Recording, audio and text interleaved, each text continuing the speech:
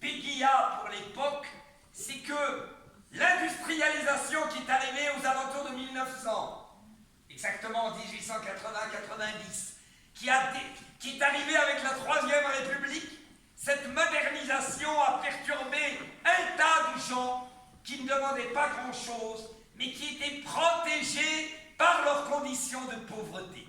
C'est ça qui est difficile à comprendre en 2019 ou en 2020, c'est que pour Péguy, un homme pauvre, avant l'époque industrielle, était protégé car la pauvreté était sacrée. Très difficile à comprendre à notre époque. Il hait la misère et il vénère la pauvreté, car pour Péguy, la pauvreté, c'est une maison simple, des animaux, la lecture et l'esprit disponible pour lire, aimer ce pays qui trouve le plus grand pays d'Europe. Voilà Péguy. Alors, Péguy est rentré dans cette école et là, il a trouvé un miracle. Un certain monsieur Nauby, professeur des écoles, a vu cet enfant et avec une intuition ahurissante, a dit il faut qu'il fasse du grec et du latin.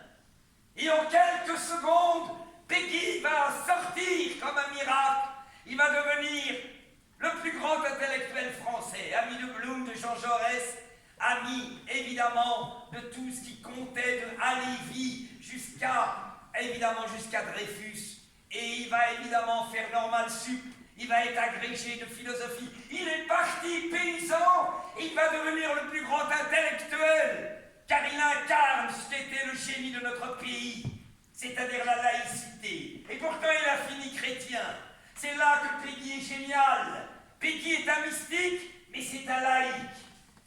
Péguy est un socialiste, mais il déteste les totalitarismes. Il ne veut rien avoir avec l'obsession de l'égalitarisme. Il veut simplement qu'il n'existe plus de misère. Et le texte que je vais vous lire est un des chefs-d'œuvre de la langue française. Ça commence par « Mais comment ne pas regretter la sagesse d'avant » Comment ne pas donner un dernier souvenir à cette innocence que nous ne reverrons plus?